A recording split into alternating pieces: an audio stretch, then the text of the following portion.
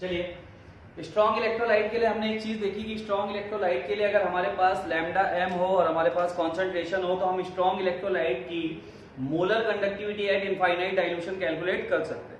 But weak electrolyte के लिए तो Debye Hückel rule valid नहीं होता, और मैंने उसके लिए बताया कि उसके लिए हम नेक्स्ट लॉ पढ़ने वाले हैं, तो वो लॉ यही है। देखो नाम इसका बहुत अटपटा है, तो तुमको जो अच्छा लगे तुम बुलाना, बट मेरे हिसाब से क्या है, कोलरॉज लॉ। ठीक है, तो कोलरॉज लॉ क्या है ये हमें देखना है। देखो सबसे पहली चीज, इसने स्ट्रॉन्ग इलेक्ट्रोलाइट के बीच में एक बहुत प्यारा सा रिलेशन दिया हुआ है। इसने क्या रिलेशन दिया हुआ है? इसने रिलेशन दिया है कि मान लो कोई भी दो स्ट्रॉन्ग इलेक्ट्रोलाइट हैं, ठीक है, समझना थोड़ा सा, कोई भी दो स्ट्रॉन्ग इलेक्ट्रोलाइट हैं, अगर उनमें कैटायन या एनायन दोनों में से कोई एक चीज कॉमन है तो उनके लैम्डा नॉट एम की वैल्यू का जो डिफरेंस होगा वो कांस्टेंट होगा। अब होप आप लोग को नहीं समझ में आया होगा, क्योंकि ऑब्वियस सी बात है यहां से ऐसे कैसे समझ में आएगा, बट अपन इसे एक एग्जांपल से लेते हैं। फॉर एग्जांपल मेरे पास एक वैल्यू है lambda naught KCL. KCL is a strong electrolyte, और दूसरी मेरे पास है NaCl। ये दो है।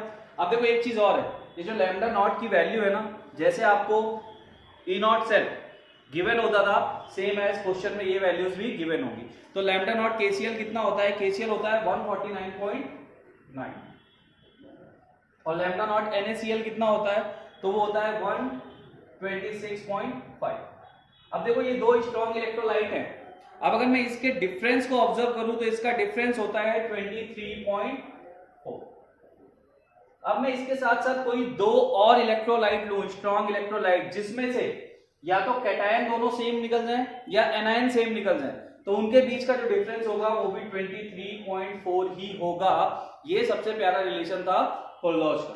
ठीक है, अब इसके लिए मैं दूसरा एग्जांपल उठाता हूं। सपोज मैंने ले लिया KBr और NaBr, मैंने यहाँ पे ले लिया लैम्डा नॉट KBr और यहाँ ले लिया लैम्डा नॉट NaBr। ये प्रैक्टिकली उसने ऑब्जर्व करके हमारे सामने डाटा दिया। तो KBr की जो वैल्यू होती है वो होती है 151.9, और इसकी जो होती है वो होती है 128 कितनी होती है 5। और अगर आप इसके भी डिफरेंस को ऑब्जर्व करो तो ये भी होता है 23.4। ठीक है, तो यही चीज मैं आपको बताना चाह रहा था कि अगर आप कोई भी दो स्ट्रॉन्ग इलेक्ट्रोलाइट्स ले रहे हो और उसमें अगर कैटायन या एनायन कॉमन है तो उनके बीच का डिफरेंस कांस्टेंट होता है। चलो ये तो हमने कैटायन सेम रखा था, अब एक एग्जांपल लेते हैं जिसमें हम एनायन को सेम कर देते हैं। तो एनायन को सेम करने के लिए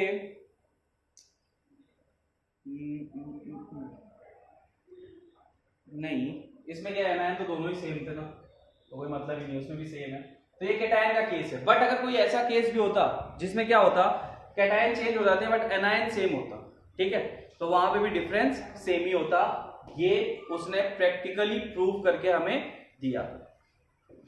इसको नोट करो एक बार, फिर इसका स्टेटमेंट वगैरह लिखाते हैं तुम्हें। एक और एग्जांपल देखना चाहते हो तो देख सकते हो, लैम्डा नॉट KNO3 और लैम्डा नॉट NaNO3। अब एक चीज तुम नोटिस करना कि अगर हमारा कैटायन चेंज है तो हमारा एनायन दोनों केस में सेम है। यहाँ पे K और Na है तो यहाँ पे Cl है, KNa तो Br है, KNa तो NO3 यानी कि आपका अगर आप कैटायन चेंज करो तो आपका एनायन तो सेम होना चाहिए। अब इसके भी डिफरेंस को अगर मैं ऑब्जर्व करूं तो इसका डिफरेंस कितना आता है वो भी हम देख लेते हैं। तो इसका होता है 149.9 और 145। अब देखो यहाँ पे चीज है, इसको KCl करो और इसको KNO3 करो, आयन चेंज कर देते हैं अपन, एनायन चेंज कर देते हैं ना, कैटायन तो काफी देर से हम चेंज कर रहे हैं। KCl और KNO3 की वैल्यू कितनी है 149.9 और ये है 145। अगर मैं इनके बीच का डिफरेंस देखूं तो कितना आता है 4.9, यानी इन दोनों के बीच का डिफरेंस जो है लैम्डा नॉट m का वो कितना है 4.9। अब हम दूसरा एग्जांपल लेते हैं जिसमें हमारे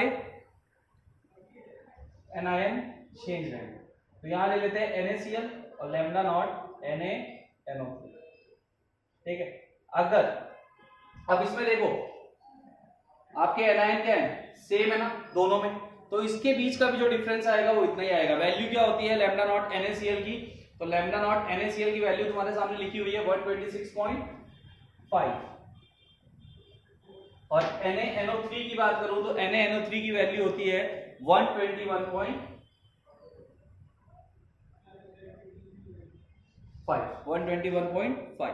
सॉरी 121.6, और इनके बीच का भी डिफरेंस देखोगे तो वो भी कितना है 4.9।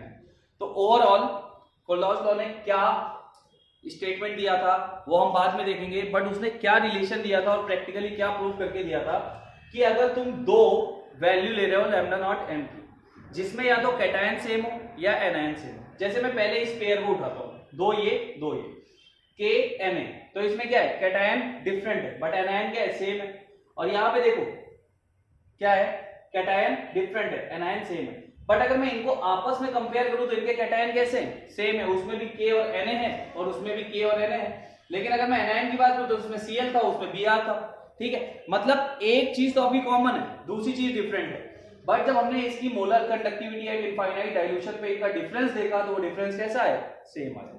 सेम है यहाँ पे देखो हमारा कैटायन क्या है सेम है, यहाँ ClNO3 और यहाँ पे भी ClNO3, इस केस में हमने टोटल दो पेयर लिए हैं और दोनों पेयर में हमारा एनायन इस बार सेम है, ठीक है, कैटायन भले ही हमारा चेंज हो रहा है, यहाँ पोटेशियम है और यहाँ सोडियम है, बट एक चीज तो हमारी कॉमन है ना, अगर ऊपर Cl है तो उसमें भी Cl है, इधर NO3 है तो उधर भी NO3 है, और इसका डिफरेंस भी जब हम कैलकुलेट करने गए तो कितना आया 4.9।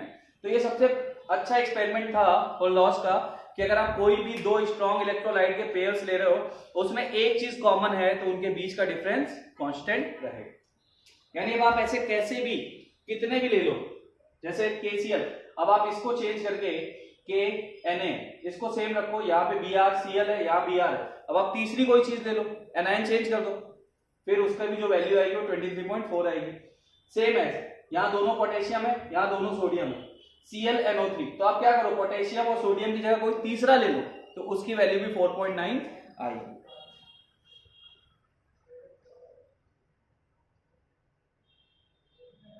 और अगर आप इसकी यूनिट की बात करो तो देखो मोलर कंडक्टिविटी है तो यूनिट सेम ही रहेगी, यूनिट क्या आती थी इसकी ohm inverse centimetre square mole inverse, ठीक है, सेम ही यूनिट है जो मोलर कंडक्टिविटी की होती है।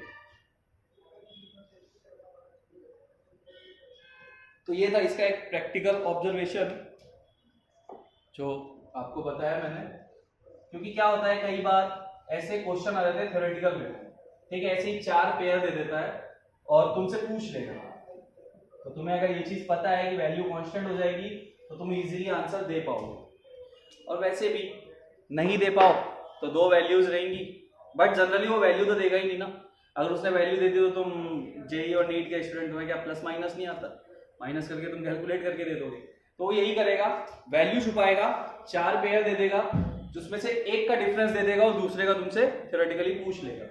मैं ये तो एक्सपेक्ट नहीं करता कि बहुत बड़े लेवल पे क्वेश्चन आएगा, बट हाँ छोटे मोटे लेवल पे आ जाएगा, आना हुआ तो ठीक है।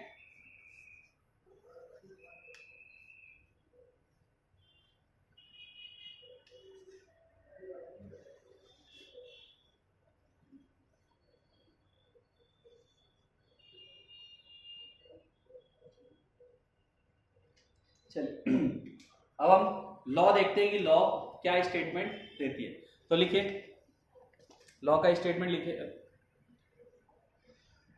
It states that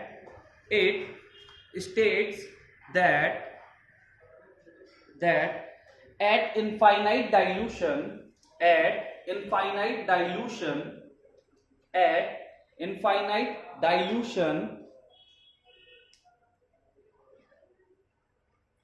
when the dissociation is completed at infinite dilution, when dissociation is completed each ions comma करके लिखना each ions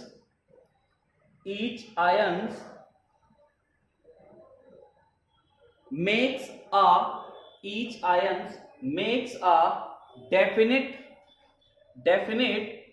contribution, each ions makes a definite contribution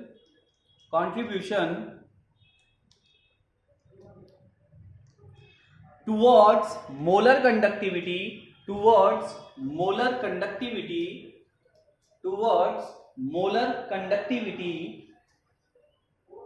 of the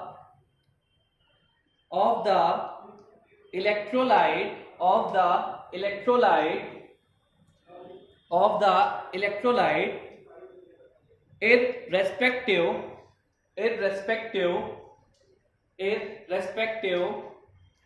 of the nature of the other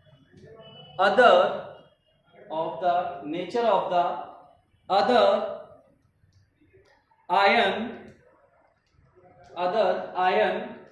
with which it is associated एक बार फिर से मैं repeat कर देता हूं, ठीक है. At infinite dilution, when the dissociation is completed,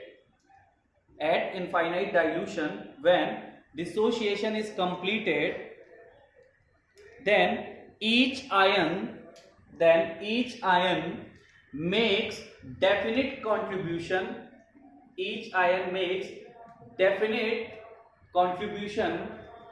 towards molar conductivity of electrolyte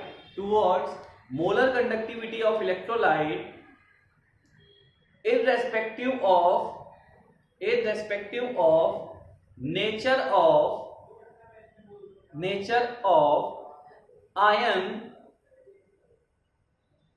of ion with which it is associated. अभी आपने एक चीज देखी थी, क्या देखी थी कि मैंने एक बार लिया था लैम्डा नॉट KCl, एक बार लिया था लैम्डा नॉट NaCl, ठीक है. अब KCl और NaCl में K और Na डिफरेंट है और ये क्या है ClCl, तो यहाँ पे जो उसका कंट्रीब्यूशन था वो क्या था, डेफिनेट था ना. यानी यहाँ जो वैल्यू आ रही थी वही तो दूसरे के लिए भी आ रही थी. अगर आप यहाँ पे देखो तो मैं इसको लैम्डा नॉट K Br और Na Br, अब इन दोनों का जो डिफरेंस था वो तो कांस्टेंट था ना, वो तो डेफिनेट था, वो तो चेंज नहीं हो रहा था. भले ही ये यहाँ पे